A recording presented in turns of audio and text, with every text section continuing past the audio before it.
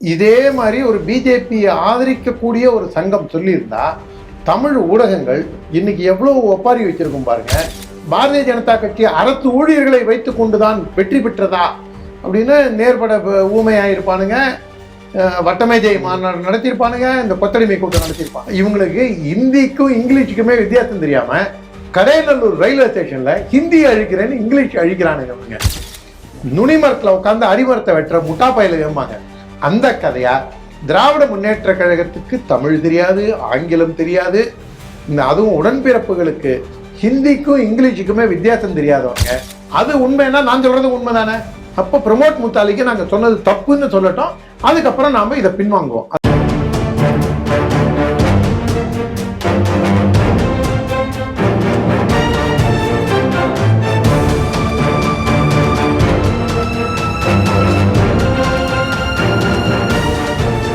Sri TV நேயர்களுக்கு வணக்கம்.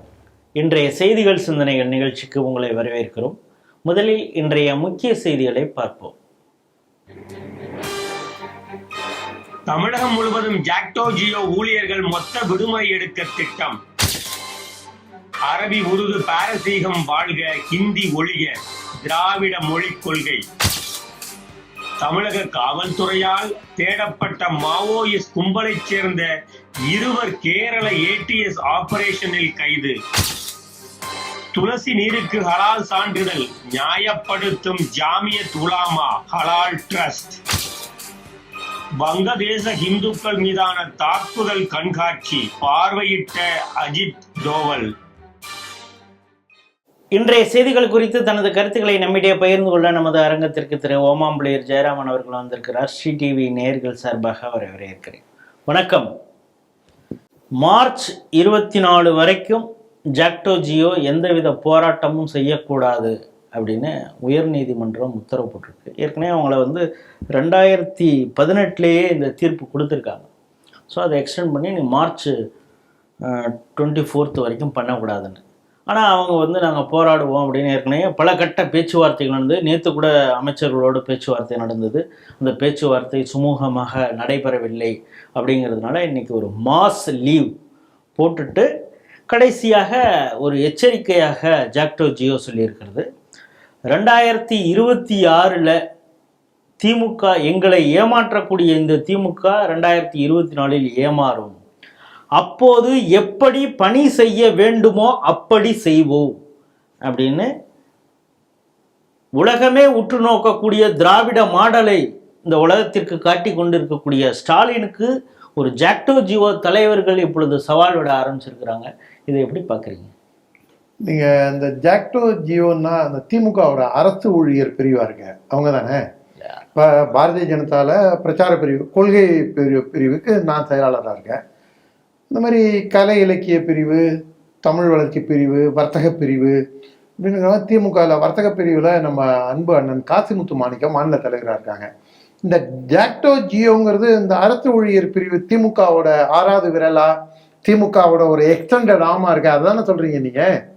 உங்களை போன்றவர்கள் அப்படி சொல்றாங்க. ஆனால் அவர்கள் அரசு ஊழியர்கள், நாட்டு மக்களுக்காக அவங்க சேவை செய்து கொண்டு இருக்கிற மக்களுக்கான சேவையா இல்லை அவங்க கழகத்துக்கு கொத்தடிமை வேலையாங்கிறத அவங்க கொடுத்துருக்கிற பேட்டியிலேருந்து தெரியும். அதாவது ஒரு இதே மாதிரி ஒரு பிஜேபியை ஆதரிக்கக்கூடிய ஒரு சங்கம் சொல்லியிருந்தா தமிழ் ஊடகங்கள் இன்னைக்கு எவ்வளவு ஒப்பாரி வச்சிருக்கும் பாருங்க. ரோட்ல போறவனெல்லாம் கூப்பிட்டு அரசு ஊழியர்களை பாரதிய ஜனதா கட்சி தங்களுடைய கொத்தடிமையாக நடத்துகிறதா, தேர்தல் வெற்றியை பாரதிய ஜனதா கட்சி அரசு ஊழியர்களை வைத்து கொண்டுதான் வெற்றி பெற்றதா அப்படின்னு நேர்பட ஊமையாயிருப்பானுங்க. வட்டமேஜை மாநாடு நடத்தியிருப்பானுங்க, இந்த கொத்தடிமை கூட்டம் நடத்தியிருப்பாங்க. எனக்கு என்னன்னா, மக்களுக்கு ஒரு உண்மையான செய்தி போய் சேரணும். இதை மெயின் ஸ்ட்ரீம் மீடியா இதெல்லாம் டச் பண்ணுற மாதிரி தெரியல. அந்த ஜாக்டோ ஜியோ தலைவர் சொன்ன ஒரு வார்த்தை, அவர் 2-3 விஷயம் அதில் தெளிவாக சொல்கிறாரு. ஐயா கண்ணு தலைமையில் போய் டெல்லியில் போராடின விவசாயிகளை மோடி ஏன் பார்க்கல அப்படின்னு ஒப்பாரி வச்சாங்களா இல்லையா? தமிழ்நாட்டில் வச்சாங்க. மோடிக்கு அதை விட என்ன வேலை?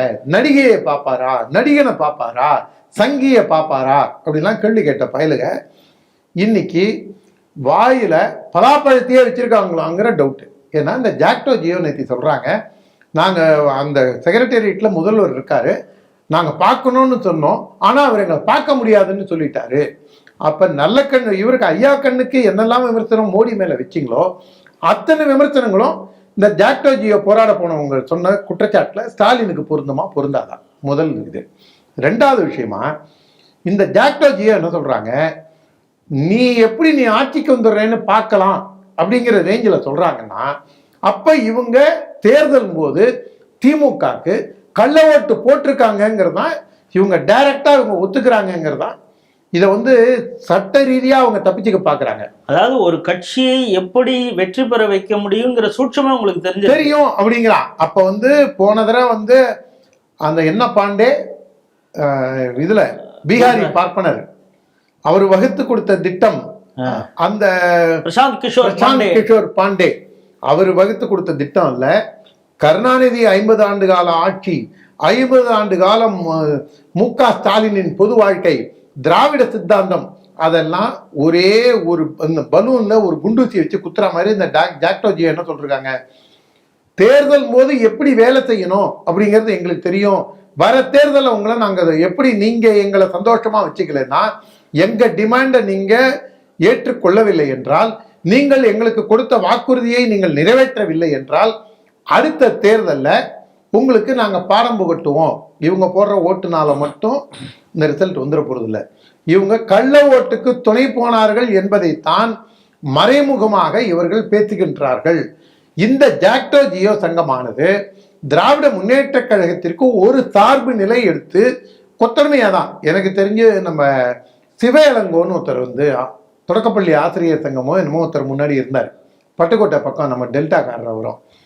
அதுக்கு முன்னாடியிலேருந்தே நீங்கள் பார்த்தீங்கன்னா, நாம் சின்ன பசங்களாக இருக்கிற காலத்திலேருந்தே இந்த ஆசிரியர் கூட்டமைப்பு, அரசு ஊழியர் சங்கம், இவங்க எல்லாமே திமுக கிட்ட அவங்களுக்கு நன்றி விசுவாசம் அப்படின்னு சொல்லுவாங்க. என்ன காரணம்னா, பல தகுதி இல்லாத நபர்களுக்கு அரசாங்க வேலையோ ஆசிரியர் பணியோ திமுக கொடுத்தது அப்படிங்கிறது தான் அவங்களுடைய அவங்க சொல்லக்கூடிய ஸ்டேட்மெண்ட்டு, ஒப்புதல் வாக்குமூலம். இல்லைங்க, கலைஞர் தாங்க எங்களுக்கு வாத்தியார் வேலை கொடுத்தாரு, கலைஞர் ஆட்சியில் தாங்க நாங்கள் இந்த வாத்தியார் வேலைக்கு நாங்கள் வந்தோம் அப்படின்னு சொல்லி நீங்கள் பரவலாக பல விஷயங்களை நீங்கள் கேள்விப்பட்டிருப்பீங்க. அப்போ இவங்க எந்த அளவுக்கு இருந்திருக்காங்க, 2021 தேர்தலாக இருக்கட்டும், இல்லை நீங்கள் ரிமோட்டில் டிஎம்கே ஸ்ட்ராங் ஹோல்டாக இருந்து அதிமுகவோ பிஜேபியோ வலுவாக இல்லாத இடங்கள்ல, ஈவன் எம்ஜிஆர் ஜெயலலிதா காலத்திலேயே இவங்க இப்படிதான் செயல்பட்டு இருக்காங்க நம்மளால நினைக்க தோணுது. இதுல ஒரே ஒரு விஷயம் என்னன்னா, நமக்கு இந்த நீங்க சொல்றதுல இன்னும் ஒரு அச்சப்படத்தக்க ஒரு விஷயம் என்னன்னா, இப்ப பெரும்பாலான அரசியல் கட்சிகள் நடக்க போதா இல்லையான்னு தெரியல, மாநில அரசு மற்ற தெலுங்கானா மாதிரி மற்ற பீகார்ல நிதிஷ்குமார் அரசு மாதிரி ஜாதிவாரி கணக்கெடுப்பை இந்த தமிழக அரசே செய்யணும் அப்படின்னு சொல்றாங்க. அந்த ஜாதிவாரி கணக்கெடுப்பை இந்த ஆசிரியர்கள் இந்த இவங்களை வச்சுதான் பண்ணுவாங்க. அப்பனா அவங்க கொடுக்கக்கூடிய டேட்டா எந்த அளவுக்கு இதா இருக்கும், அவன் எழுதி கொடுக்கறதான். இதாவது எழுத்தறிவித்தவன் இறைவன்கிறது போய் இன்னைக்கு கடைசியில நாமளே உங்களை மேடை போட்டு ஏற்ற வேண்டிய நிலைமையில கொண்டு வந்து விட்டது. அதுக்கு காரணம் நாம கிடையாது, இவர்களுடைய செயல்பாடுகள். சமுதாயத்தை ஒழுங்காக வழிநடத்த வேண்டிய இடத்தில் இருக்கக்கூடிய குருஸ்தானத்தில் இருந்து சமுதாயத்திற்கு வழிகாட்டியாக திகழ வேண்டிய இந்த ஆசிரியர்கள் திராவிட மாடல் ஆட்சிக்கு கொத்தடிமையாக போன்று செயல்படும் காரணத்தால் தான், திமுகவிற்கு அடிமை சாசனம் எழுதி கொடுத்துள்ள காரணத்தால் தான் இன்னைக்கு அதை அது அவங்களே கரடியே காரி துப்பின மூமெண்ட். 4 வருஷமா நீங்க என்ன பண்ணீங்க, 4 வருஷமா நீங்க எங்களை புறக்கணிச்சீங்க அப்படின்லாம் அந்த ஜாக்டோ ஜியோ வண்டையா திட்டுறாங்க. இல்லை இப்போ நீ இது வரைக்கும் நீங்கள் அவங்கள விமர்சிக்கிறது புரியுது. ஆனால் நாங்கள் வந்தால் பழைய ஓய்வூதியம் கொடுப்போம்னு சொல்லி தான் அவங்க வாக்குறுதி கொடுத்தாங்க. இப்போ சமீபத்தில் இந்த வெங்கடேசனுங்கிறவர் செக்ரட்டரியேட்டில் இருக்கக்கூடிய அந்த அரசு ஊழியர்கள், அந்த செக்ரட்டரியேட்டில் இருக்கிற ஊழியர் அவர் அங்கே ஆஃபீஸ்லேயே அப்படியே திட்டிக்கிட்டே போகிறாரு, இந்த அரசு எங்களுக்கு கொடுத்தது எங்களை ஏமாற்றிய அரசு, கமிட்டி போட்டால் ஆமாம் கூட நகரும், இவங்க போடுற கமிட்டி நகராது அப்படின்னு சொல்லி அவர் கிண்டலாக பேசுகிறதா இருக்கட்டும். போக்குவரத்து தொழிலாளர்கள் தொடர்ச்சியாக அங்கங்கே போராட்டம் பண்ணுறது, அதுக்கப்புறம் எக்ஸாம் எழுதிட்டு ஆசிரியர்கள் பணி நிரந்தரம் அவங்க எங்களுக்கு செய்யாமல் இருக்காங்க, 30,000க்கும் மேற்பட்ட ஆசிரியர்கள் அவங்க போராடுறாங்க, எங்களுக்கு ரிசல்ட் எப்போ கொடுப்பீங்க அப்படின்னு ஒரு சிலர் போராட்டம் பண்ணு. அப்புறம் இந்த மாற்றுத்திறனாளிகள் அவங்களும் போராடிட்டு இருக்காங்க.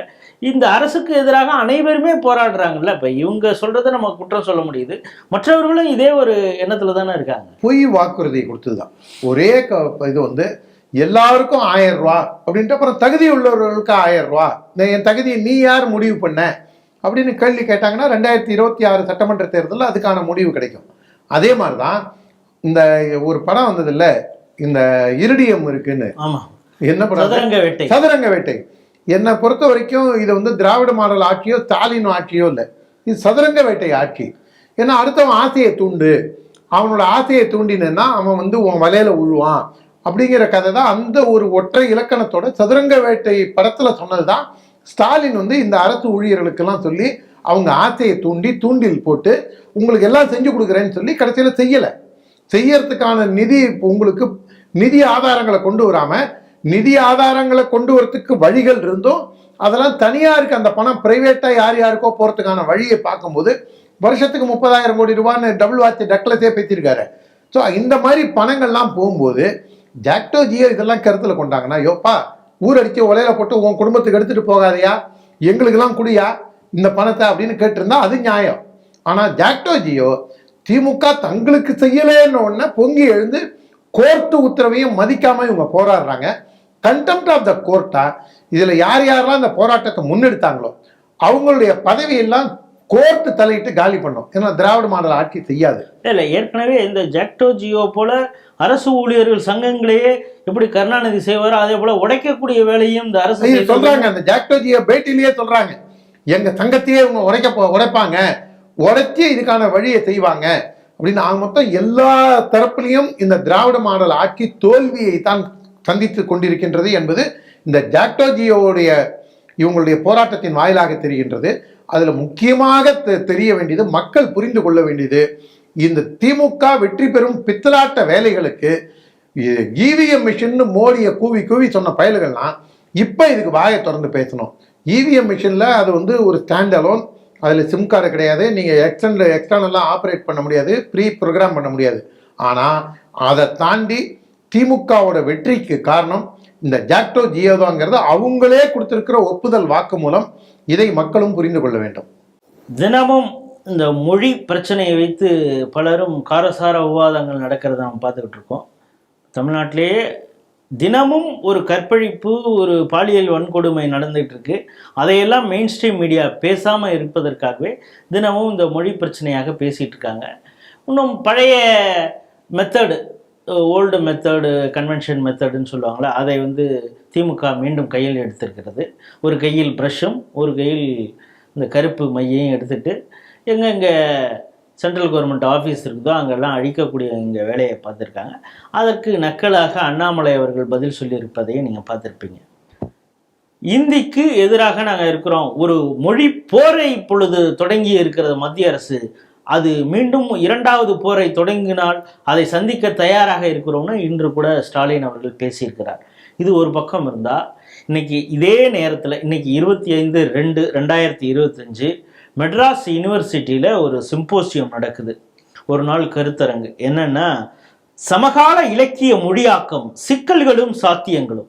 தலைப்பு நல்லா இருக்கு அப்படிம்பாங்க. இதில் எதனால் இந்த தலைப்பில் நடக்குன்னா, அரபு பாரசீகம் உருது துறை சார்பாக ஒருங்கிணைந்து இதை நடத்திருக்காங்க. இதில் வந்து இந்த மீட்டு புகழ், இந்த கவிஞர் வைரமுத்து, பேராசிரியர் மணிகண்டன், சங்கர சரவணன், அவ்வை அருள், இவங்கெல்லாம் கலந்து கொண்டு இந்த விழாவை சிறப்பிக்க போகிறாங்க. பல பேப்பர் ப்ரெசன்டேஷன்லாம் நடக்குது. இதை ஒருங்கிணைப்பவர் அந்த இதோடைய HOD-யாக இருக்கக்கூடிய ஜாகிர் ஹுசைன்கிறவர். ஒரு பக்கம் இந்தி வேண்டாம், ஆனால் உருது, அரபி இதெல்லாம் இருக்கலாம்ங்கிற ஒரு கோட்பாடு இந்த திராவிட மாடல் தெரியுது. நீங்கள் எப்படி பார்க்குறீங்க? அதாவது மும்மொழி தான் படிக்கக்கூடாது. அதாவது நீங்கள் வந்து தெலுங்கோ, மலையாளமோ, கன்னடமோ, மராத்தியோ, பஞ்சாபியோ, இல்லை ஹிந்தியோ, ஹிந்திங்கிறத நான் லாஸ்ட் ஆப்ஷனாக வைக்கிறேன். ஏன்னா இவங்க வந்து தேவையில்லாமல் ஹிந்தி திணிப்புன்னு புளி விட்டே தெரியுறாங்க. அதனால் ஹிந்தியை விட்டுட்டு ஒரியாவோ போஜ்புரியோ நீங்கள் எந்த மொழியும் படிக்கக்கூடாது. ஆனால் நீங்கள் உருது படிக்கிறேன்னு சொல்லி பாருங்கள், தமிழக அரசு தமிழ்நாட்டில் மும்மொழி திட்டத்தை கொண்டு வருதா இல்லையான்னு பாருங்கள். உருது, பாரசீகம், அரபி இதெல்லாம் நீங்கள் படிக்கிறேன்னு சொல்லி பாருங்கள், அடுத்த நிமிஷம் தமிழ்நாட்டில் மும்மொழி கொள்கை அமலாகுதா இல்லையான்னு பாருங்கள். இவங்க ஓட்டுக்காக எந்த லெவலுக்கு வேணாலும் இறங்கி போகக்கூடிய, ஓட்டு பிச்சைக்காக எந்த லெவலுக்கு வேணாலும் நாங்கள் இறங்கி போவோங்கிறதோட வெளிப்பாடு தான் இது. நம்ம ஏற்கனவே நம்ம பேசின விஷயம்தான், இருந்தாலும் மீண்டும் வலியுறுத்தி சொல்கிறேன். மேல் விசாரம், மேல் விசாரத்தில் எத்தனை மொழி இருக்கு? அதுவும் அந்த நகரசபை அலுவலகத்தில். மேல் விசாரங்கிறது வேலூர்ல இருக்கு இல்லையா? வேலூர் தமிழ்நாட்டுல வேலூர் மாவட்டத்துல இருக்கு. அது ஏதோ பாகிஸ்தான்ல இருக்கு, அதனாலதான் அங்க அரபு உருதெல்லாம் இருக்கு. நீங்க பாருங்க அந்த ஆபீஸ்ல என்ன மொழி, தமிழுக்கு இடம் இருக்காங்க கிடையாது. நீங்க பல ஊர்ல இவங்க மெஜாரிட்டியா இருக்கிற ஊர்ல நீங்க கீழக்கரைக்குள்ள போய் சாதாரணமா தெருவில் நடமாட முடியாதுன்னு பல பேர் சொல்றாங்க. எனக்கு அது தெரியல, தெரிஞ்சவங்க யாராவது நம்ம புதுவாள் அங்க போகவே முடியாது, புதுவாள் போக முடியாதுன்னு சொல்றாங்க. அது தெரியல, அது நம்மளுக்கு வந்து வி நீட் டு இது ஃபேக்ட் செக்கிங் மாதிரி இதுக்கு ஒரு ஃபேக்ட் செக்கர் வரணும்னு நினைக்கிறேன். ஏன்னா தமிழ்நாட்டில் எல்லாரும் எல்லா இடங்களுக்கும் போகலாம். இது ஒரு நவீன தீண்டாமைன்னு சில பேர் சொல்கிறாங்க. இந்த நவீன தீண்டாமையை எதிர்த்து எத்தனை பேர் பேசியிருக்காங்கன்னு உங்களுக்கு தெரியுமா? எனக்கும் தெரியாது. ஆனால் தாயை பழித்தால் விடுவேன், என் தாய்மொழி தமிழை பழித்தால் விடமாட்டேன் அப்படின்னு தன்னை இன்னைக்கும் சங்கின்னு சொல்லிக்கிற ஒரு ஆள் கூட எழுதுறான். உடனே நீங்கள் சங்கி அப்படின்னு சொல்கிறீங்க, அவன் இவன் அப்படின்னு நீங்கள் சொல்லலாமா அப்படின்னா, நீங்கள் இந்த மொழி வியாபாரம் பண்ணுற திமுகக்கு யாராவது சொம்பு தூக்கினா நீங்களாக இருந்தாலும் சரி, நான் உங்களை ஒருமையில பேசலாம். நான் ஒரு வேளை இந்த மாதிரி மொழி வியாபாரம், இந்த மாதிரி ஒரு தேசியத்துக்கு எதிரான ஒரு நகர்வு நடக்கும்போது நான் ஒரு வேளை திமுகக்கு சொம்பு தூக்கினா, அண்டாவா மாறினா, நீங்கள் என்ன வண்டியாக திட்டணும். அதுதான் ஒரு தேசியவாதிக்கு அழகு. அதனால தான் நான் சொல்கிறேன், இவங்க எல்லாருமே விலை போனவர்கள். ஒவ்வொரு பயலுக்கும் ஒவ்வொரு விலை இருக்குங்கிறது திமுக கிளீனாக புரிஞ்சுக்கிட்டான். அதனால தான் ஒரு சலசலப்பை ஏற்படுத்துறதுக்கு பார்க்குறாங்க. இந்த உருது அரபி அப்படிங்கும் போது வாயை பிளந்து திமுக கரகோஷமிட்டு, அதுவும் அந்த இந்த கவிஞர் அவரை எல்லாரும் ஏன் என்ன கவிஞர் அவரை என்ன மீட்டு புகழ அவரை வேற ஏதோ இன்னொரு சொல்றாங்க, காப்பி கவிஞரா கஞ்சா கவிஞரா ஏதோ, அது எனக்கு புரியல, எனக்கு ஏன் சொல்றாங்கன்னு. ஒருவேளை அவர் அந்த மாதிரி ஒரு மனத்தோட காப்பி மாதிரியோ இல்லை இந்த இது மாதிரியோ லாகிரி வஸ்து மாதிரியோ மனத்தோட இருக்காரான்னு தெரியல, ஏன் சொல்றாங்கன்னு எனக்கு தெரியல. அவர்லாம் தமிழுக்காக உயிரை விட தயாரா இருக்கிறவர். ஆனா அரபிங்கும் போது அப்படியே இந்த பால் பொங்கி வரும்போது அதில் நீங்கள் தண்ணி தெளிச்சிங்கன்னா அதை ஆஃப் பண்ணிட்டீங்கன்னா எப்படி ஆகும், அப்படியே பொங்கின பால் போயிடும். இது மாதிரி இவங்கெல்லாம் வந்து தமிழை காட்டிலும் மிக அதிகமாக நேசிக்கக்கூடிய மொழியாக உருது அரபி. அங்குதான் கலீல் ஜிப்ரான் தோன்றினான் அப்படின்லாம் அவங்க புதுசா விட்டுவானுங்க. அவுரங்கசீப் வந்து பெண்ணின் மானத்தை காப்பாற்றினார், அவர் வந்து சிவாலயத்தையே கட்டி கொடுத்தார். என்ன மாதிரி புருடா விடுற பயிலுங்க அவனுங்க. அவுரங்கசீப் தாங்க இந்தியாவில் வேதங்களும் உபனிஷத்துகளும் தோற்றுவித்ததே அவுரங்கசீப் தான். இந்த பயிலுக்கு சொல்லாமல் இருக்கானுங்க. எனக்கு இன்னொன்று என்னன்னா, இந்த மரியாதைக்குரிய நம்ம கவிஞர் மீட்டு புகழ் வைரமுத்து, அண்ணன் வைரமுத்து, தமிழுக்கும் முந்திய மொழி உருது மொழி அப்படின்னு இன்னைக்கு உருட்டுவாரோ அப்படின்னு நானும் எதிர்பார்க்குறேன். அண்ணாமலை சொன்ன மாதிரி தமிழை முன்னாடி ஒழுங்கா படிங்கடா அப்படின்னா, இவனுங்க யாரும் தமிழை ஒழுங்கா படி தமிழும் தெரியாது இவங்களுக்கு. ஹிந்திக்கும் இங்கிலீஷுக்குமே வித்தியாசம் தெரியாம கடையநல்லூர் ரயில்வே ஸ்டேஷன்ல ஹிந்தி அழிக்கிறேன்னு இங்கிலீஷ் அழிக்கிறானுங்க இவனுங்க. நுனிமரத்தில் உட்காந்து அடிமரத்தை வெட்டுற முட்டா பயில ஏம்பாங்க. அந்த கதையா திராவிட முன்னேற்ற கழகத்துக்கு தமிழ் தெரியாது, ஆங்கிலம் தெரியாது. இந்த அதுவும் உடன்பிறப்புகளுக்கு ஹிந்திக்கும் இங்கிலீஷுக்குமே வித்தியாசம் தெரியாதவனுங்க. தமிழும் இவங்களுக்கு ததிகணத்துவம். அந்த இவர் அமைச்சர் ஒருத்தர் எழுதினாரு, மேடையில் மட்டும் வீராவேசமா பேசுவாரு. மைதாமா என்ன வேலை தெரியுமா? அன்பரசன், தாமோ அன்பரசன். அவரு மைதாமா புகழ் தாமோ அன்பரசன். அவரு வணக்கமா வாழ்த்தா ஏதோ ஒன்று எழுதினாரு. எவ்வளவு அருமையா அவருடைய தமிழ் வந்து எனக்கு தெரிஞ்சு இவருக்கு தமிழில் வந்து மிகப்பெரிய பாண்டித்யம் பெற்ற நம்ம சாமி தியாகராஜன், மறைந்த சாமி தியாகராஜனோட ஒரு பெரும் புலவர் தான் தாமோ அன்பரசன் திமுக சொல்லும். ஏன்னா தமிழில் வந்து எது வல்லினம் எது மெல்லினம் எங்க வந்து இது வரும் அவங்களுக்கு தெரிஞ்சதெல்லாம் இடையினம் தான். நான் அதை சொல்ல வேண்டாம்னு நான் தவிர்த்துட்டு போனேன், வல்லினம் மெல்லினம். ஆனா நீங்க வந்து அதை பார்க்குற இந்த திராவிட கும்பலோட சேர்க்கையில் இருக்கிறவங்க எல்லாம் இடையினம் இல்ல, அப்படி இல்ல. ஏற்கனவே உங்க கட்சி தான் வந்து இடுப்பு கிள்ளி திமுக ட்ரெண்ட் பண்ணது, அதனால ஞாபகப்படுத்தினேன். அதுக்கு அவங்க செஞ்சதை நம்ம சொல்றோம். அதனால நீங்களும் அவங்க இடையினத்தை தான் அதிகமா பார்ப்பாங்க அப்படின்னு நீங்களும் சொல்றீங்க. இப்போ அண்ணாமலை சொன்ன மாதிரி இவங்க ஏன் என்ஃபோர்ஸ்மெண்ட் டைரக்டரேட்ல போய் அழிக்கக்கூடாது? அதுவும் இதில் சிபிஐ ஆஃபீஸ் இருக்குது, என்ஐஏ, அதை எல்லாத்தையும் தாண்டி மீனம்பாக்கத்தில் மெயின் ரோட்டில் அந்த பீரங்கி வச்சுருக்கோம் பார்த்தீங்களா, அது மெயின் ரோடு. அதுவும் தாமோ அன்பரசன் போன்ற மாவீரர்கள் நிறைந்துள்ள இடம். அவங்க கருப்பு பெயிண்ட் எடுத்துகிட்டு போய் அந்த ஆஃபீஸர்ஸ் ட்ரைனிங் அகாடமி, அப்புறம் அந்த இதில் சேலையூரில் இருக்கக்கூடிய இந்த இது இருக்குது பாருங்கள், ஏர்ஃபோர்ஸு, அங்கெல்லாம் போய் இவங்க பெயிண்ட் வச்சு அழிக்கலாமே, ஏன் அதெல்லாம் அழிக்காமல் இருக்கீங்க? ஏன் தடுத்தது, எது தடுத்ததுன்னு தெரில. அவங்க போய் இல்லை, இப்போ ஒரு ஆங்கில தொலைக்காட்சியில் பேட்டி கொடுக்கும் பொழுது திமுகவினரை இவ்வளவு கொச்சைப்படுத்தலாமான்னு தெரில. இது போன்ற ஒரு உணர்வோடு, தமிழ் உணர்வோடு போய் இந்தி அந்த எழுத்துக்களை அழிக்கக்கூடியவர்களை திமுக கூலிகள் அப்படின்னு இதே அண்ணாமலை பேசுகிறாரு. அதுக்கப்புறம் அந்த கூலியில் ஒருத்தவருடைய பொண்ணே மும்மொழியில் படிச்சுக்கிட்டு இருக்கு, அது தெரியாமல் பொள்ளாச்சியில் இந்தியை அழிச்சு செல்வராஜ், தென்றல் செல்வராஜ் அவரோட பேட்டி. அவங்க வந்து கூலின்னு சொல்றது கூட ஒரு இந்த அது கூலிகளுக்கு இழைக்கப்பட்ட ஒரு இதாக அநீதியாக தான் நான் பார்க்குறேன். வேலை செஞ்சு அந்த உழைப்புக்கேற்ற ஊதியம் வாங்குறாங்க. இவங்க ஓசியில் உடம்ப வளர்க்குறவங்க.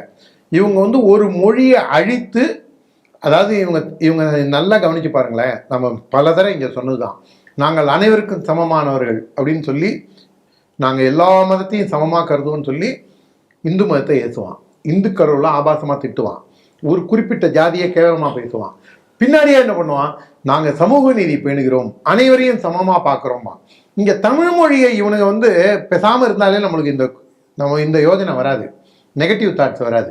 நாங்கள் தாயை பழித்தாலும் விடுவேன், என் தாய்மொழி தமிழை பழித்தால் நாக்கை இழுத்து வச்சு அறுப்பேன் அப்படின்னு சொல்கிற பயல்கள்லாம் தான் தமிழை கொல்வதற்கு வழிகோலி இன்னைக்கு உருது பாரசீக மொழிக்கு ஏன் எந்த எதிர்ப்பும் இல்லை. இப்போ இதே சமஸ்கிருதம் நடத்துறதுன்னு வச்சுங்க, என்ன கூத்தடிச்சிருப்பானுங்க யோசிச்சு பாருங்க. அது மாதிரி இவங்க ஏதோ பண்ணியிருக்காங்களா சமஸ்கிருதம்? நல்ல வேளை நீங்க கேட்டீங்க. பாண்டிச்சேரியில ஒரு 20-22 வருஷத்துக்கு 25 ஆண்டு காலம், கிட்டத்தட்ட 2001-2 நினைக்கிறேன், தினகரன் வெள்ளி விழா ஆண்டு நடந்தது. அந்த வருஷம் நடந்த சம்பவம். தினகரன் வெள்ளி விழா இதுக்கு என்னுடைய இனிய நண்பர் திருவேங்கடமும் நானும் காமராஜ் மெமோரியலுக்கு போனோம்.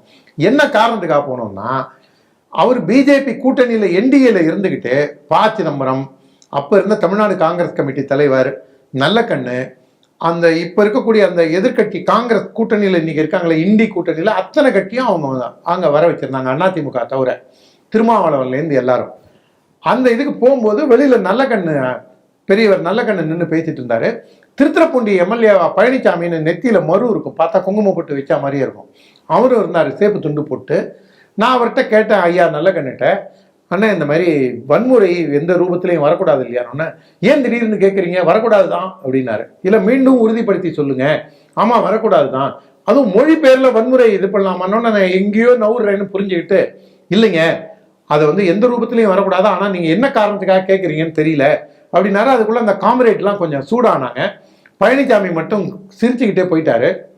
அங்கே கூட இருந்தவங்கள நானும் வந்தால் பார்த்துப்போம், என்ன வேணாலும் நடக்கட்டும் அப்படின்ட்டு இது பண்ணும்போது அதுக்கு இவர் சொன்னார், நல்லக்கண்ணு என்ன கேட்குறீங்கன்னா, நீங்கள் இதுக்கு மட்டும் சொல்லுங்கன்னு. வன்முறை எந்த ரூபத்திலும் கூடாது, நான் போய் காசு கொடுத்து படிக்கிறேன்னா அதுக்காக அடிக்கலாமான்னா, அது எப்படிங்க அடிக்கலாம் அப்படின்னு சொன்னார். உங்கள் கட்சியோட எம்எல்ஏவாக இருந்த விஸ்வநாதன் தாங்க இந்த மாதிரி பாண்டிச்சேரியில் பண்ணியிருக்காரு.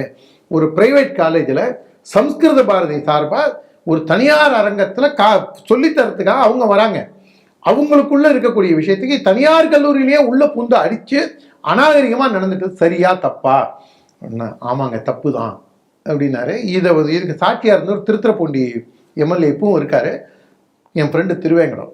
எதுக்காக சொல்ல வரேன்னா, இது வந்து நீங்க சமஸ்கிருதம் தனியார் இடத்துல போய் நீங்க படிக்கிறீங்கன்னா கூட உங்களை இவனுங்க ஓட விட்டு அடிப்பானுங்க. ஆனா உருதுக்கு இந்த அரசாங்கம் ரெட் கார்பெட் போடும்போது இதுக்கு நீங்கள் இதுதான் டபுள் ஸ்டாண்டர்ட், இதுக்கு வாயால் மட்டும் நம்ம சிரிக்க முடியாது. ஏற்கனவே சொன்னது மாதிரி மெயின் ஸ்ட்ரீம் மீடியாக்கள் பல விஷயங்களை கடந்து போகலாம். ஏன்னா அவங்களுக்கு ஹாட் டாபிக் எது கிடைச்சதோ அன்னைக்கு அதை மட்டும்தான் பேசுவாங்க. ஆனால் நம்ம அப்படி இருக்க முடியாது. நேஷனல் செக்யூரிட்டி, தமிழ்நாடுக்கான பாதுகாப்பு எல்லாத்தையும் குறித்து பேச வேண்டியதாக இருக்குது. இப்போ சமீபத்தில் 2 மாவோயிஸ்ட்டுகளை அரெஸ்ட் பண்ணியிருக்காங்க. ஒன்று வந்து Tamil Nadu Q branch police arrest பண்ணியிருக்கு. செயல்பட்டு இருக்காங்களா அவங்க? சாதாரணமாக என்னையே தானே இந்த மாதிரிலாம் வந்து தொடர்ச்சியாக அவங்க ஃபாலோ பண்ணிட்டு வந்ததுனால அது. இன்னொன்று Kerala ATS anti terrorism squad, அவங்களும் ஜாயிண்ட் ஆப்ரேஷன். அது 2 பேரும் வந்து இதில் 2011 தேடப்பட்ட ஒரு நபர், அவர் பேர் வந்து கார்த்திக் என்ற சின்னா கார்த்திக். அவர் நிறைய பேர், அவர் தேனி சார்ந்தவர். இங்கே அவர் கிருஷ்ணகிரி இந்த பகுதியெல்லாம் வந்து குறிப்பாக இந்த ட்ரை ஜங்ஷன், தமிழ்நாடு கேரளா கர்நாடகா இந்த பார்டரில் மாவோயிஸ்டுகளை மீண்டும் ஆயுதம் தாங்கிய குழுக்களை வலுப்படுத்துவதற்காக வேலை பார்த்துட்டு இருந்தார். அவர் சென்னையில் பதுங்கி இருந்தப்ப சென்னை கியூ பிரான்ச் வந்து அவங்கள அரெஸ்ட் பண்ணியிருக்கு. இன்னொருத்தர் சந்தோஷ்குமார் அப்படிங்கிறவர், அவர் கிருஷ்ணகிரியை சார்ந்தவர். அவரையும் கேரளா ஏடிஎஸ் வந்து கைது பண்ணியிருக்காங்க. இவங்க 2 பேருமே கேரளாவில் வந்து ஆயுத பயிற்சி மேற்கொண்டவர்கள். இப்போ தமிழகத்தில் இந்த மாவோயிஸ்ட் அரெஸ்ட்டை எப்படி பார்க்குறீங்க? புரட்சித் தலைவர் எம்ஜிஆர் அவர்கள் தமிழக முதல்வராக இருந்த காலத்திலேயே, அதாவது கிட்டத்தட்ட 1977-79 காலகட்டத்திலேயே, குறிப்பாக தருமபுரி பகுதியில் அங்கே இருக்கக்கூடிய வனப்பகுதியில் இருந்த நக்சல்பாரிகள் மாவோயிஸ்டுகளை கோம்பிங் அப் ஆபரேஷன் மூலம் வால்டர் தேவாரம் அவர்களை முன்னிறுத்தி, அப்போ அவர் எஸ்பியாவோ டிஐஜியாவோ இருந்தார், சரியா ஞாபகம் இல்லை, அவரை முன்னிறுத்தி செஞ்சு கிட்டத்தட்ட தமிழ்நாட்டில் நக்சல்ஸே இல்லை, மாவோயிஸ்டே இல்லை, இந்த புரட்சிகரம் இந்த புலிமூட்டை அப்படின்னு பேசுகிற யாருமே இல்லை, புரட்சியை கொச்சைப்படுத்துகிறாயே, நீ எல்லாம் ஒரு மானிட பிறவியாயே தங்கியே அப்படின்னு யாராவது பாஞ்சு வந்தால் ஆமாம் கொச்சை தான் படுத்துகிற. ஏன்னா பிரமோத் முத்தாலிக் அப்படின்னு ஒரு ஆள், அவனுக்கும் சங்கத்துக்கும் பரிவாருக்கும் சம்மந்தம் கிடையாது, பிஜேபிக்கும் சம்மந்தம் கிடையாது. அவன் ஏதோ லோக்கலில் பண்ணான்னு அது என்னமோ ஆர்எஸ்எஸ் அஜெண்டாவில் மேங்களூரில் ஆர்எஸ்எஸ்ஸே அந்த பாரில் பூந்து அடின்னு சொன்ன மாதிரி இங்கே இருக்கிறவனெல்லாம் ஆசனவாயில் இருக்கிறது வாய்க்கு வரா மாதிரி என்ன கத்தினானுங்க. அது உண்மைன்னா நான் சொல்கிறது உண்மை தானே. அப்போ பிரமோத் முத்தாலிக்கு நாங்கள் சொன்னது தப்புன்னு சொல்லட்டோம், அதுக்கப்புறம் நாம் இதை பின்வாங்குவோம். அதனால என்னுடைய நிலைப்பாடு, செங்கொடி எவன்லாம் வச்சுக்கிட்டு ரகலை பண்ணுறானோ அவன்லாம் இந்த கம்யூனிஸ்ட் சித்தாந்தம், சிபிஐ சிபிஎம் போன்ற இயக்கங்களுடன் இணைந்து இயங்குபவனைத்தான் நான் பார்க்கின்றேன். என்னுடைய இயக்கமும் பார்க்கின்றது, வீரத்துறவி ராமகோபாலனும் அப்படிதான் பார்த்தார். அதனால இந்த கம்யூனிஸ்டுகள் வந்து, அதனால இவங்களும் ஜனநாயக ரீதியா உடனே இவங்க வந்து மக்களை ஜனநாயகப்படுத்த வேண்டும், மக்களை அறிவூட்ட வேண்டும். ஜனநாயகப்படுத்த வேண்டும், எல்லாருக்கிட்டையும் ஆயுதத்தை கொடுக்கணுங்கிறது தான் இவங்களுடைய நோக்கமே சமுதாயத்துல தேர் ஷுட் பி அன்ரெஸ்ட். அதை வந்து சமுதாயம் அமைதியா நிம்மதியா இயங்கிடக்கூடாது. அதுக்குள்ள என்னென்னலாம் குள்ளநெறித்தனம் பண்ண முடியுமோ அத்தனை வேலையும் செய்யறதுக்காக தான் இந்த கம்யூனிஸ்டுகள் இயங்குறதுங்கிறது என்னுடைய பார்வை. Coming back to the subject, 2015 இதே மாதிரி யானை ஒருத்தனை வந்து கொண்டு இருக்கு, அவன் ஒரு மாவோயிஸ்ட். அதே மாதிரி ஒரு என்கவுண்டரில் ஒரு லேடியை கொண்டாங்க, சஜிதாவா அஜிதா, அவங்கள கொண்டாங்க. அவங்க புருஷன் எங்கன்னு தேடினா மோரைன்னு ஒரு ஊர் இருக்கு, ஆவடி பக்கத்தில் இருக்கிற மோரை இல்லை, நான் சொல்ற மோரை வந்து மணிப்பூர்ல இருக்கக்கூடிய மோரை. அது வந்து மியான்மர் பர்மாவோட பார்டர், அங்கேருந்து ஒரு 5 கிலோமீட்டர் 10 கிலோமீட்டர் தான் பர்மா. அந்த மோரையில் கிட்டத்தட்ட 40,000 தமிழ் குடும்பங்கள் இருக்காங்க. அவங்க தமிழ்ச்சங்கமே இயங்குது. அந்த மோரையில் போய் குந்திக்கிட்டு அங்க இருக்கிற தமிழர்களை ஒன்று திரட்டி அங்க மணிப்பூரோட பிரச்சனையை பயன்படுத்தி அந்த ஊர்ல வன்முறை ஏற்படுத்த பார்த்தவன் தான் அந்த அஜிதாவோட புருஷன். அவன் அங்கிருந்தும் வீடியோ போட்டான். அப்புறம் அவனும் அர்பன் நக்சல் ஆகிட்டான்னு நினைக்கிறேன். இந்த அர்பன் நக்சல்னு பார்த்தா நம்ம இந்து ராம்ல இருந்துலாம் வரணும் அப்படின்னு பார்க்குறவங்க நினைக்கலாம், அது அவங்க முடிவுக்கே விட்டுருவான். ஆனால் இவங்க வந்து அதுவும் அந்த ட்ரை கார்னர்ல இது செய்யும்போது என்ன காரணம் அதை தேர்ந்தெடுக்கிறாங்கன்னா, தமிழ்நாட்டு போலீஸ் வந்தா கேரளாக்குள்ள ஓடிடலாம், கேரளா போலீஸ் வந்தா கர்நாடகாக்குள்ள ஓடிடலாம், கர்நாடகா போலீஸ் வந்தா இந்த 2ல எங்கேயாவது ஓடிடலாம் அப்படிங்கிற காரணத்தினால்தான். இப்போ நீங்க வந்து செங்கோடி வச்சிருந்தவன்லாம் வந்து மாவோயிஸ்டும் வந்து புரட்சிகரம் பேசுறவன்லாம் அயோக்கிய அவங்க சொல்றதை வச்சு நான் சொல்றேன். ஆனால் அதே பினராயி கவர்மெண்ட் வந்து ஆப்ரேஷன் தண்டர் போல்ட்னு சொல்லி நிறைய மாவோயிஸ்டுகளை கொண்டிருக்காங்க. மாவோயிஸ்டுகளை கொன்ற கம்யூனிஸ்ட், இவர் போலியான கம்யூனிஸ்ட்னு அவங்களையும் பிரச்சாரம் பண்றதையும் நம்ம ஒரு பக்கம் பார்க்குறோம். ஏன்னா அதுல இன்னொரு விஷயமும் இருக்கு. இந்த கியூ பிரான்ச் பிடிச்சதுன்னு சொன்னோன்னே நான் கூட கேள்வி கேட்டோன்னா அப்படியே எனக்கு ஹார்ட் அட்டாக்ல இறந்துருவேணும்னு பயம் வந்துருச்சு, மூர்ச்சி ஆயிடுவேணும்னு. ஏன்னா தமிழ்நாடு போலீஸ் வந்து தீவிரவாதிகளை வேடிக்கை தானே பார்ப்பாங்க.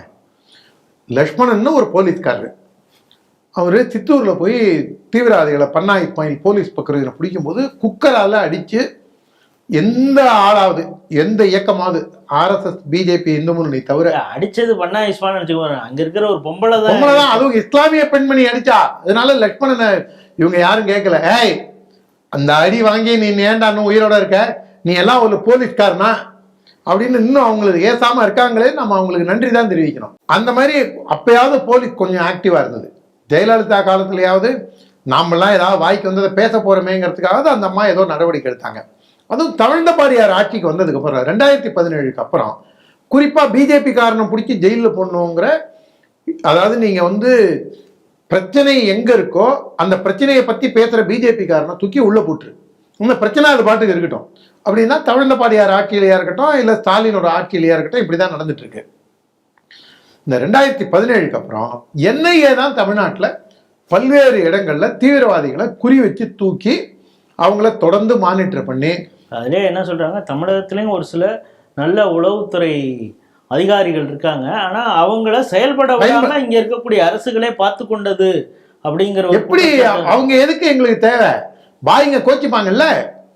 இப்ப இந்த கியூ பிரான்ச் போலீஸ் மாவோயிஸ்டையும் நக்சல்ஸையும் போய் இது பண்றாங்க. ஆனா இந்த கடந்த 8 ஆண்டுகள்ல இந்த கியூ பிரான்ச்சோ இல்ல தமிழ்நாடுடைய உளவுத்துறையோ யாரோ ஒரே ஒரு இஸ்லாமிய அடிப்படைவாதியோ இல்ல வெளிநாட்டு கூட அவனுக்கு ISIS கூடவோ இல்லைன்னா வேற சில தாலிபான்கள் கூடவோ அல்லது HUT கூடவோ தொடர்புல இருக்குன்னு சொல்லி தமிழக போலீஸ் பிடித்துள்ளதா? ஏன் பிடிக்கல? இங்க உளவுத்துறை இப்போ புதுசா இன்னொரு டாஸ்க் அவர் கொடுத்துருக்காங்க, அது தெரியும் தானே, உங்களுக்கு தெரியுமான்னு தெரியல. அரசியலை நீங்களும் முற்று நோக்கக்கூடியவர். நேற்று ஒரு திருமண விழாவில் கலந்து கொண்டார் முதல்வர் ஸ்டாலின் அவர்கள். அவர் ஏதோ ஆசைப்படுறாங்களேன்னு இந்த குறவர் அந்த சமூகத்தை சேர்ந்தவங்களோ அந்த குழந்தை கடைசியில் ஆனால் அவங்க பரம்பரையாக அவர்கள் அதிமுக எம்ஜிஆர் மீதும் ஜெயலலிதா மீதும், அதில் யாரோ ஜெயலலிதா வாழ்கன்னு சொல்லியிருக்காங்க. இது யார் செய்தா அப்படின்னு, இதற்கு பின்னால் இருப்பவர்கள் யார் அப்படின்னு தேடிட்டு இருக்காங்க. எப்படி அந்த போஸ்டர்ல ஒரு அம்மா திட்டுனுச்சுல்ல, அது வந்து நின்று மண்ட வண்டியா திட்டிட்டு போவோம். அவ அந்த லேடிக்கு அடுத்தது அந்த பாட்டிக்கு அடுத்தது இப்ப இவர்களையும் பாட்டியை பிடிச்சிட்டாங்களான்னு தெரியல. இன்னும் அடுத்தது இவங்களையும் இதற்கு பின்னால் யாருன்னு வாழ்கன்னு குறைக்க மாட்டோம். ஆனா இதுல நீங்க சொன்னதுதான், நம்ம ஏதோ ஜாலியா கிண்டலா பேசிட்டு போறோம். நம்ம வந்து இடுக்கண் வருங்கால் நகுகன்னு நமக்காக தான் வள்ளுவர் எழுதியிருக்காரு போல இருக்கு. ஆனா இந்த ஒரு ஐரணி சேடு பார்ட் என்னன்னா, 2017 இருந்து தமிழக போலீஸ் என்ன ஆயிடுச்சுன்னா, இந்த சங்கிலாம் என்ன எழுதுறான், ஸ்ரீ டிவியில இந்த பையில உட்காந்து என்ன பேசுறானுங்க, இந்த ஸ்ரீ டிவியில என்ன பேசுறானுங்க, இவனுங்களை என்ன கேஸ்ல புக் பண்ணலான்னு பார்க்கக்கூடிய இந்த போலீஸ் ஸ்ரீ டிவியில பேசக்கூடிய விஷயத்தை எடுத்து நடவடிக்கை எடுத்தாலே பாதி பிரச்சனை தீர்ந்திருக்கும். அந்த அளவுக்கு நம்ம வந்து தீவிரவாதத்தையும் பயங்கரவாதத்தையும் சமுதாயத்தை பத்தி நம்ம எப்பவே பேசிட்டோம். SDBI, PFI, HUT எத்தனை விஷயங்களை தொடர்ந்து இங்க பேசிட்டே இருக்கோம். ஆனா காவல்துறை நீ ஏன் அதை பேசுற? நேற்று கூட ஒரு காவல்துறையில இருக்கக்கூடிய ஒருத்தரை பார்த்தேன், அண்ணே நீங்க இன்னும் வேகத்தை குறைக்க மாட்டீங்க என்ன, அதை பார்க்கும்போது சரி இவங்க காவல்துறையோட எண்ணம் எந்த அளவுக்கு இருக்கு பாருங்க.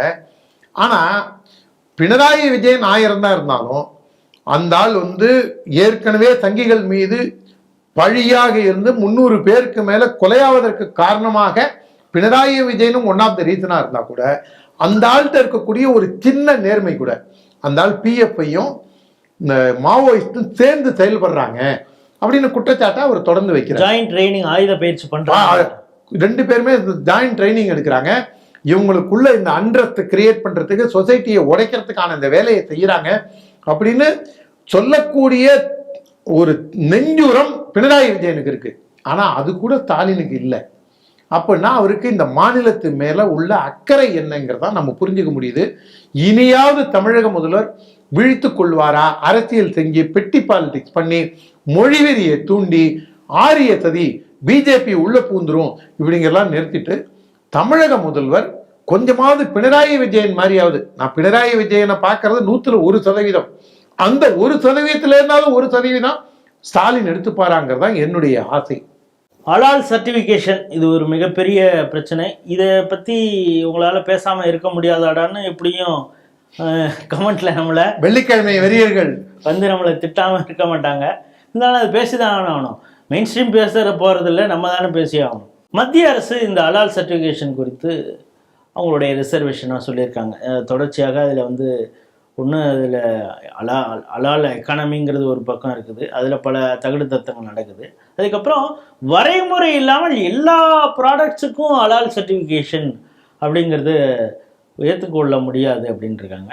அதுக்கு எதிராக அபிடவிட் தாக்கல் பண்ண ஜமாயத்து உலாமா ஹலால் ட்ரஸ்ட், இவங்க தான் வந்து ஹலால் சர்டிஃபிகேஷன் பாடி. அவங்க என்ன சொல்லியிருக்காங்க, அங்கே சொலிசிட்டர் ஜெனரலுக்கு வந்து உண்மையான தகவலை கொடுக்கல, நீங்கள் வந்து ராடு, கம்பி ராடு, சிமெண்ட்டு இதுக்கெல்லாமா நாங்கள் ஹலால் சொல்லியிருக்கோம், அதெல்லாம் நாங்கள் பண்ணியிருக்கோம்னு நீங்கள் வந்து கோர்ட்டில் சொல்லியிருக்கீங்க. கட் பண்ண ராடா கட் பண்ணாத ராடா? அதில் வந்து சிமெண்ட்டு கம்பி அப்படின்னு தான் நானும் கேட்குறேன். இல்லை, அந்த டீட்டெயில் எனக்கு தெரியல. சரி.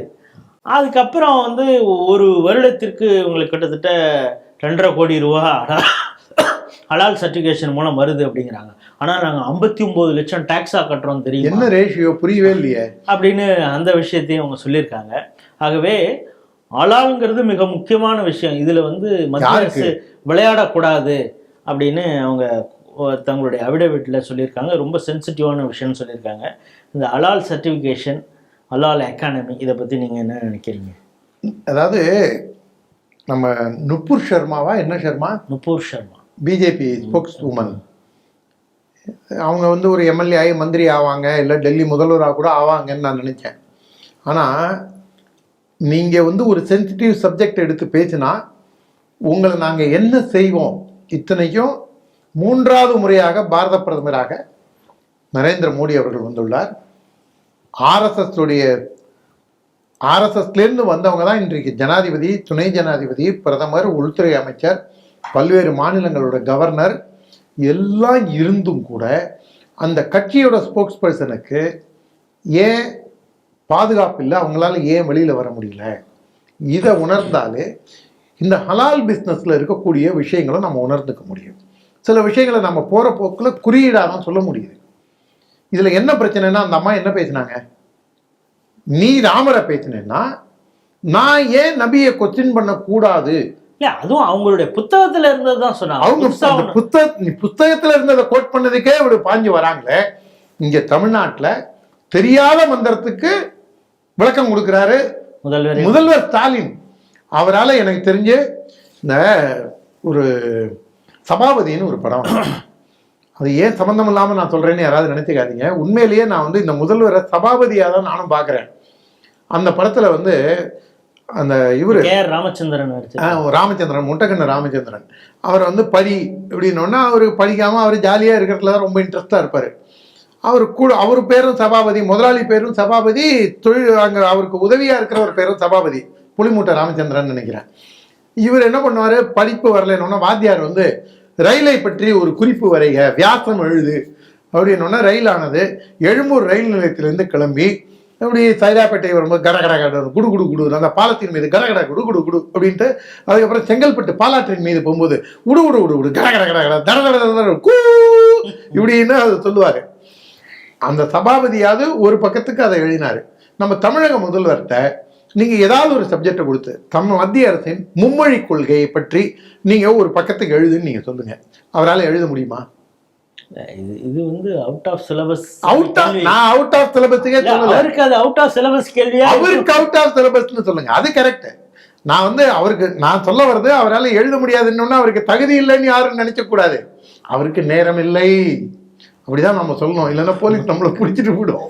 மக்கள் பணியில இருக்கிறதுனால இதுக்கு அவருக்கு நேரம் இல்லைங்க, நம்மளால போய் கழுதிங்க முடியாதுங்க, வீடியோ ஷூட்ஸ் எல்லாம் அவருக்கு. அதனால இதை அந்த அளவுக்கு வெறி ஏற்றி வச்சு நான் உன்னை விமர்சிக்கலாம், ஆனால் நீ என்ன விமர்சிக்க கூடாது. இதே நீங்கள் ஸ்டாலினை நாம பாருங்க, நம்மளுக்கு ஸ்டாலினை இன்னும் நிறைய விமர்சிக்கணும்னு ஆசையா இருக்கு. ஆனால் 2 மணிக்கு வந்து அரெஸ்ட் பண்ணிருப்பாங்க, 1:30 2 மணிக்கு கதவை தட்டினா நம்மளும் தூங்குற நேரமே 2 மணி, அந்த நேரத்தில் வந்து வா போகலாம், அட்லீஸ்ட் வரவங்க 12 மணிக்கு வந்தாலாவது பரவாயில்ல, அங்கே போய் தூங்கிக்கலாம். அந்த மாதிரி நீங்கள் வந்து ஒரு கருத்து நீங்கள் சொல்லலாம், அந்த புஸ்தகத்திலேன்னு நான் சொல்லக்கூடாது. நீ எங்களுடைய கடவுளை என்ன வேணா திட்டலாம், உனக்கு தமிழே ததிகணத்தோம், அந்த மந்திரமும் புரியாது, ஆனால் நீ மந்திரத்தில் நீ என்ன வேணா நீ இஷ்டத்துக்கு பேசலாம். உன்னை முன்னாடி சிவன் வச்சிருந்தான், அதுக்கப்புறம் சூரியன் வச்சிருந்தான், அதுக்கப்புறம் சந்திரன் வச்சிருந்தான், இப்போ இந்த கல்யாணம் பண்ணி வைக்கிற இந்த ஐயரு நான் வச்சிருக்கேன், அதுக்கப்புறம் இந்த கல்யாண மண்டபத்தில் வந்தவன்லாம் வச்சு இதாங்க மந்திரம். இந்த மாதிரி நீ இதுக்கு இன்டர் பண்ணுவ. ஆனா உன் புத்தகத்துல இருக்கிறத எடுத்து சொன்னா நான் கொன்னுடுவேன், வெட்டிடுவேன், குத்திடுவேன். இது இந்த ஹலால் சர்டிஃபிகேஷனும் கிட்டத்தட்ட அதை நோக்கி தான் போகுதுன்னு டவுட்டா இருக்கு. நம்ம கிண்டலா கேலியா நம்ம சிமெண்ட் ராடு அப்படின்னு நம்ம சொல்றோம். இங்க பத்தூர்லயே கூட ஏன் ஜட்கா மீட் வச்சிருக்கேன்னு சொல்லி அந்த கடையை அடிச்சு உடைச்சாங்க. நீ ஹலால்னு வைக்கிறதுக்கு உனக்கு எவ்வளவு உரிமை இருக்கோ அந்த மாதிரி ஜட்கான்னு வைக்க எனக்கு உரிமை இருக்கு. அப்ப மத்திய அரசு நாளைக்கு ஒரு வேளை இந்தியாவில் ஹலால் தடை செய்யப்பட்டது, வேணா நீ வீட்டில் போய் சாப்பிட்டுக்கன்னு சொல்லிடுறாங்கன்னு வச்சுங்க. அதெல்லாம் வராதுன்னு சொல்லாதீங்க. இன்னைக்கு இல்லைனாலும் ஒரு 20 வருஷம் கழிச்சாது இப்படி ஒரு சட்டம் வந்துருது.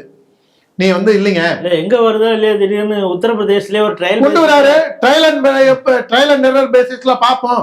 உத்தரப்பிரதேசத்துல பொது வழியில ஹலால்னு போர்டு வைக்க கூடாதுங்க, ஒன்னா உன் வீட்டுக்குள்ள சாப்பிட்டுக்க. நீ பிராமணால் கஃபே வைக்க கூடாதுன்னு நீ சொல்ற இல்ல, அப்ப ஹலால் மட்டும் நீ எப்படி வைக்கிற? நீ பிராமணால் கஃபேன்னு வைக்கிறது ஒன்னு இழிவுபடுத்துதுங்கிற. இப்ப சமீபத்துல இந்த சோசியல் மீடியால மிக பரபரப்பாக ஒரு வீடியோ ஒன்று போனது. ஒன்று ஒரு இந்து ஹோட்டல் தான், அங்கே ஹலால் முறையில் நான்வெஜ் வச்சுருந்தாங்கன்னா ப்ரொஃபஸர் சீனிவாசன் அவர்கள் கேட்குறாரு. உடனே அதை வைத்து இவர் இப்படி குதர்க்கமாக கேட்டு வேணும்னே பிரிவினை ஏற்படுத்துகிறாருன்னு அந்த திருமுருகன் காந்தி அவர்லாம் பிரச்சனை பண்ண அந்த விஷயங்கள்லாம். என்ன காந்தி? அவன் இன்னொரு காந்திங்க, கண்ணுட்டான பையங்க. அவன் இது டேவிட் காந்தியா?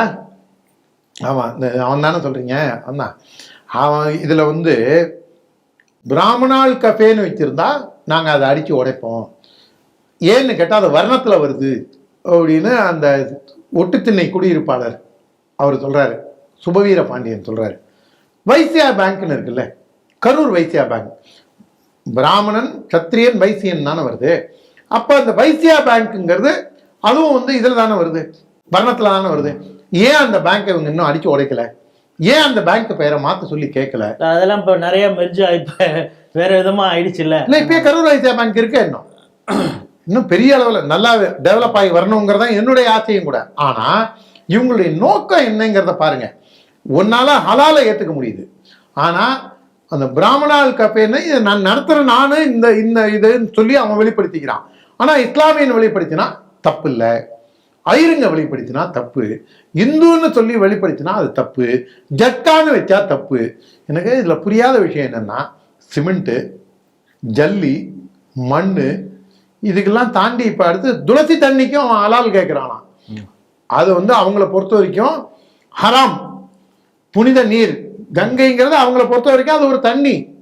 அந்த கங்கைக்கெல்லாம் எந்த புனிதமும் கிடையாது, துளசிக்கு எந்த புனிதமும் கிடையாது. ஆனா இந்த திராவிட மாடல் மாதிரியே அவங்களும் எப்படி உருட்டுறாங்க பாருங்க. துளசி உன்னை பொறுத்த வரைக்கும் ஹராம், ஏன்னா அதை நான் புனிதமா கும்பிடுறேன். அதோட இல்லாம அது ஷிர்க். நம்ம துளசியை வழிபடுறோம், நதியை வழிபடுறோம், வேப்ப மரத்தை வழிபடுறோம்.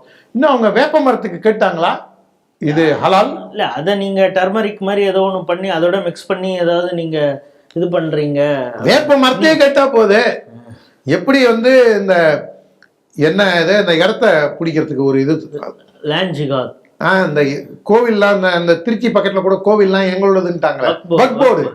லாஞ்சிகாத்துல எப்படி வக் போர்டு கொண்டு எல்லா இடமும் எங்களுதுங்கிறாங்களோ, வேப்ப மரம்னு ஒன்னே கிடையாதுடா, அது எங்களுடைய இதுல அப்படின்னு சொல்ற மாதிரி நாளைக்கு அதையும் சொல்லுவாங்க. ஏன்னா இப்ப துளசி தண்ணிக்கே இவங்க இது கிளைம் பண்றாங்க, ஹலால் கிளைம் பண்றாங்க.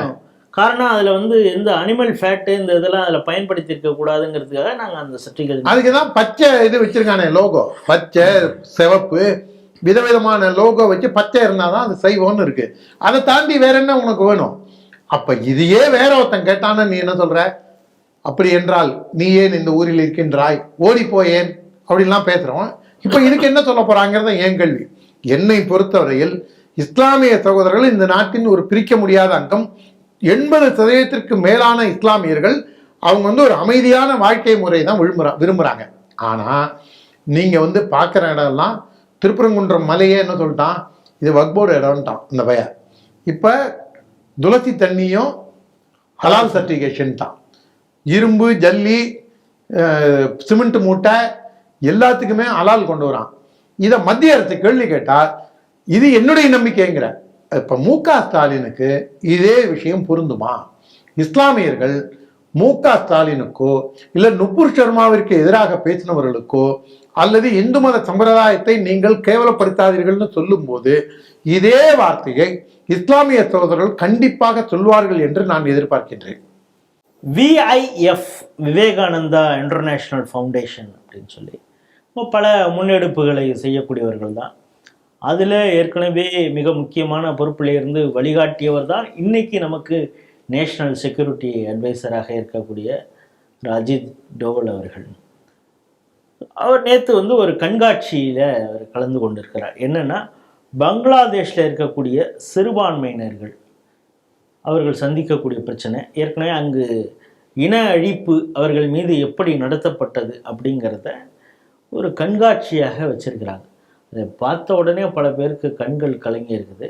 எப்படி சிஸ்டமேட்டிக்காக அங்கே இருக்கக்கூடிய இஸ்லாமிய பயங்கரவாதம் சிறுபான்மையினர்கள் மீது, குறிப்பாக இந்துக்கள் மீது எப்படிப்பட்ட இன அழிப்பை செய்திருக்கிறது அப்படிங்கிறத ஒரு கண்காட்சி எக்ஸிபிஷன் மாதிரி வச்சுருக்காங்க. அந்த எக்ஸிபிஷனில் கலந்து கொண்டு பார்வையிட்டதோடு மட்டும் இல்லாமல் அங்கே பேனல் டிஸ்கஷன்லாம் நடந்திருக்கு. ஏற்கனவே ஃபார்மர் டெப்டி NSA இருந்தவர் சதீஷ் சந்திரா, வீணா சிக்ரி, இவங்க பங்களாதேஷ் ஹை கமிஷனராக இருந்திருக்காங்க. அதுக்கப்புறம் ஃப்ராங்கின் கொட்டியர், அவங்களுக்கு தெரியும், நிறைய இந்துத்துவ சம்பந்தமாக பல வெளிநாட்டவராக இருந்தாலும் பல கட்டுரைகள் எழுதக்கூடியவர். அப்புறம் பாஜகவை சேர்ந்த அனிர்பன் கங்கோடி, தீன்தயாள் உபாத்யாயா அந்த இதில் இருக்கார். அப்புறம் டாக்டர் அரவிந்த் குப்தா, இவங்கெல்லாம் கலந்து கொண்டிருக்காங்க. அங்கே நடந்த பேனல் டிஸ்கஷன்லேயும் அவர் கலந்துக்கிட்டு இருக்காங்க. இந்த செய்தி எப்படி பார்க்குறீங்க? நேற்று நடந்த விஷயம், அதில் பல்வேறு விஷயங்களுக்கு பேசப்பட்டாலும் எக்ஸிபிஷனையும் போய் இவர் பார்த்துட்டு அஜித் தோவல், அவருக்கு தெரியாத விஷயம் கிடையாது, அவருக்கு ஏற்கனவே தெரிந்த விஷயம்தான். ஆகஸ்ட் 2024 தான் பங்களாதேஷில் இந்த பிரச்சனை வந்ததுன்னு நினைக்கிறேன். அப்போலேருந்து பாரத அரசு அவங்கள்ட்ட தொடர்ந்து மைனாரிட்டிகள்னால் இந்துக்கள் மட்டுமல்ல, இந்துக்கள், கிறிஸ்துவர்கள், அங்கே இருக்கக்கூடிய புத்திஸ்ட், அதோடு இல்லாமல் அதில் இன்னொரு வார்த்தையும் சொல்லியிருக்காங்க பாருங்க, அகமதியா இஸ்லாமியர்கள். அப்போ அவன் அவன் அல்லாவை தொழறேன், நான் 5 வேளை தொழறேன், நான் இதுக்கு போகிறேன், அது பேர் என்ன, புனித கடமை, அவங்களுடைய கடமை ஹஜ்ஜுக்கு போகிறேன் அப்படின்னு சொன்னால் கூட அந்த அகமதியா முஸ்லீமையும் விடலை. அப்போ எந்த அளவுக்கு அவங்களுடைய ஒரு பெனட்டிக்காக பங்களாதேஷில் இருக்கிறவங்க செயல்படுறாங்க. பங்களாதேஷில் மட்டும்தானா அப்படின்னு யாரும் குதர்க்கமாக கேட்க வேண்டாம். இவன் என்ன சொல்கிறாங்க, அதுவும் அந்த வெளியுறவுத்துறை அமைச்சரை, இப்போ இருக்கக்கூடிய இந்த இடைக்கால அரசு இருக்கு பாருங்க, இந்த ஆள் வேற நோபல் பரிசு வாங்கினோம். இப்போ இருக்கக்கூடிய இடைக்கால அரசுல இருக்கக்கூடிய அந்த அதிபர் நோபல் பரிசு, எதுக்கு நோபல் பரிசு? இந்துக்களை எப்படி கொல்றதுங்கிறதுக்கா? ஆனா இவனை வளர்த்து விடுது இந்த ஆளை. அங்க சோறு போட்ட சாமியார நடுரோட்ல நிறுத்தி வச்சு அடிக்கிறாங்க. கோவிலுக்கு பாதுகாப்பு, உடனே போட்டோ எடுத்து அதை போட்டுட்டு பார்த்தீர்களா, அவங்க சிறுபான்மையினருக்கு அங்கே இருக்கக்கூடிய இந்து சகோதரர்களுக்கு இஸ்லாமியர்கள் தான் பாதுகாப்பு. சரிடா, இது காலையில, சாயங்காலம் என்னடா ஆச்சு, அந்த இடமே இல்லை, சுத்தமா தொடச்சி வச்சிருக்கு. எனக்கு பார்க்கும் பொழுது பெங்களூர்ல இதே மாதிரி ஒரு காங்கிரஸ் கட்சியை சேர்ந்த MLA ஒருத்தர், அவரு ராமலிங்கம், ஷெட்யூல் அவர் அங்கே இதே மாதிரி அடிச்சு இந்த இதெல்லாம் கொளுத்தி, போலீஸ் ஸ்டேஷனே இல்லை, அதுக்கப்புறம் இருந்துட்டு அதுக்கப்புறம் அங்க இருக்கக்கூடிய ஆஞ்சநேயர் கோயிலுக்கு பாதுகாப்பு வழங்கிட்டு அவங்களும் இதே மாதிரி தான் போட்டோம்லாம். எனக்கு இதெல்லாம் தாண்டி எனக்கு ரோஸ் மில்க் தான் ஞாபகம் வருது. இந்த ரோஸ் மில்க் பாய்ஸ் ஏன் அவங்க இங்கெல்லாம் போய் இந்த ரோஸ் மில்க் பாய்ஸ் இல்லைங்க, கூடாதுங்க, நாங்கள் ரோஸ் மில்க் கொடுத்து அவங்களெல்லாம் தயார் பண்ணி மனதை நாங்கள் நெஞ்ச குளிர வச்சுருக்கோம், நாங்கள் அந்த நெஞ்ச குளிர வச்ச பாக்கியத்தை எங்களுக்கு இங்கேயும் கொடுங்க அப்படின்னு அந்த ஆஞ்சநேயர் கோவில், போலீஸ் ஸ்டேஷன், வங்கதேசம், இந்த மாதிரி இடங்கள்லாம் ஏன் விட்டுட்டாங்கன்னு தெரில. அந்த வெளியுறவுத்துறை அமைச்சரை ஜெய்சங்கர், ஒரு தமிழன் எந்த அளவுக்கு ஒரு முன்னெடுப்பு எடுக்கிறாங்கிறது வெளியிலேயே தெரியாமல் போகுது பாருங்க. நாமும் இந்த கேள்வியை இன்னைக்கு எடுத்ததுனால நானும் இதை சம்பந்தமாக படிக்கும்போது விஷயம் தெரிஞ்சுது. ஒமான் நாட்டில் அவரை சந்தித்து இந்த பிரச்சனையை பற்றி பேசுகிறாரு. அதுக்கு முன்னாடி அந்த வெளியுறவுத்துறை செயலாளர் ஒருத்தரை அமெரிக்காவில் போன வருஷம் இந்த பிரச்சனை வந்த உடனே செப்டம்பர் மாதமே சந்தித்து பேசுகிறாரு. யாரு? நம்ம மரியாதைக்குரிய ஜெய்சங்கர். அப்போ அவங்க என்ன சொல்கிறாங்க, நாங்கள் பாரத நாட்டோட நட்புறவை பேண விரும்புகிறோம் அப்படின்னு இந்த பக்கம் அவரை பார்க்கும்போது உருட்ட வேண்டியது. இது ரோஸ் மில்க்கு.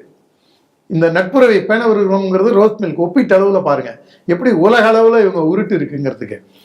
அங்க அதுக்கப்புறம் என்ன பண்ண வேண்டியது, டெய்லி அந்த ஆளுங்கட்சியில ஏதாவது ஒரு மந்திரி காலையில ஏந்திரிச்ச உடனே அவன் பல்லு வளர்க்குறானோ இல்லையோ சாயா குடிக்கிறானோ இல்லையோ எடுத்த உடனே எங்க நாட்டில் நடக்கக்கூடிய அத்தனை பிரச்சனைகளுக்கு காரணம் மோடி தலைமையிலான பிஜேபி அரசு. அதுக்கு அவர் என்ன சொல்றாரு, இது நீ இந்த நாகூர்ல இந்த ரோடு வழியா போவாத, வீகளத்தூர்ல இந்த வழியா தேர ஓட்டாத, திருவல்லிக்கேணியில இந்த வழியா பிள்ளையார் ஊர்வலம் போவாத. அது அந்த உருட்டு இதுதான், இவங்க தான் காரணம், மோடி அரசு தான் காரணம். இது நாங்க இந்த பிரச்சனையை தீர்க்க விரும்புறோங்கிறது தான் ரோஸ் மில்க். எப்படி இவங்க ஒப்பீட்டு அளவில் இருக்காங்க பாருங்க. அவர் என்ன சொல்றாரு அதுக்கு, ஜெய்சங்கர் உங்க அமைச்சரவையில் இருக்கிற ஏதோ ஒரு அமைச்சர் தினசரி காலையில ஏந்திரிச்ச உடனே எல்லா பிரச்சனைக்கும் காரணம் மோடி தான், எல்லா பிரச்சனைக்கும் காரணம் பிஜேபி தான் சொல்லிட்டு பின்னாடியே உங்களுடைய நட்புறவை பேண விரும்புறோங்கிறீங்களே. இது எப்படி இருக்குன்னா, ஒரு குடும்பம் நடத்தும் போது அந்த குடும்பத்துல பகல் முழுக்க மனைவியை சித்திரவதை பண்ணிட்டு ராத்திரி எங்கிட்ட அன்பாருன்னு சொல்ற மாதிரி இது இந்த மாதிரி இருக்குங்களேன்னு அவர் ஓப்பனாவே புல்டோஸ் பண்ணியிருக்காரு. அந்த லெவல்ல தான் வங்கதேச பிரச்சனை இருக்கின்றது. நல்ல வேளையாக எங்கோ ஒருவன் யாரோ ஒருவன் தொடர்ந்து ஒரு இந்துக்களுக்காக குரல் கொடுப்பதற்காக இருக்கின்றான் என்ற காரணம் என்பதன் உதாரணமாகத்தான் நான் இந்த விஐஎஃப்பின் இனிஷியேட்டிவை பார்க்கின்றேன். தமிழகத்தில் மட்டும்தான் நீங்க அந்த போராடுவதற்கு கூட உங்களுக்கு வாய்ப்பு கிடையாது. நீங்க இறங்கினா அடுத்த நிமிஷம் உங்களை கைது செஞ்சிருவோம். டிசம்பர் 4ஆம் தேதி நாங்கள் எல்லாம் காலையிலேருந்து ராத்திரி வரைக்கும், அதுக்கு எங்களை ஒரு 30 நாள் ஜெயிலில் போட்டிருந்தாலும் வங்கதேச இந்துக்கள் ஜெயிலுக்கு போயிட்டு வந்தோன்னு இருக்கலாம். காலையிலேருந்து சாயங்காலம் வரைக்கும் ஒரு டோக்கன் அரெஸ்டா கொண்டு போய் வச்சு ஒரு நல்ல சோறு கூட கொடுக்காம 2 நாளைக்கு பிரச்சனையோட இருந்து இந்த மாதிரி பல்வேறு இது இருந்தோம். இது எதுக்காக சொல்ல வரேன்னா, தொடர்ந்து வங்கதேச இந்துக்களுக்காக மட்டுமல்லாமல் வங்கதேசத்தில் இருக்கக்கூடிய அனைத்து மைனாரிட்டிகளுக்கும் அகமதியா இஸ்லாமியர்கள் உட்பட குரல் கொடுப்பது பாரத நாடும் மோடி தலைமையிலான பிஜேபி அரசும் தான். இன்றைய 5 செய்திகள் குறித்து மிக விரிவாக, ரொம்ப ஒரு ஜாலியாகவும் அதே நேரத்தில் சீரியஸாகவும் பல விஷயங்களை நீங்கள் ஸ்ரீ டிவி நேயர்களோடு பகிர்ந்து கொண்டிருக்கீங்க. இன்றைய நிகழ்ச்சியில் கலந்து கொண்டமைக்கு மிக்க நன்றி. ஜெய் ஸ்ரீராம். ஜெய் ஸ்ரீராம்.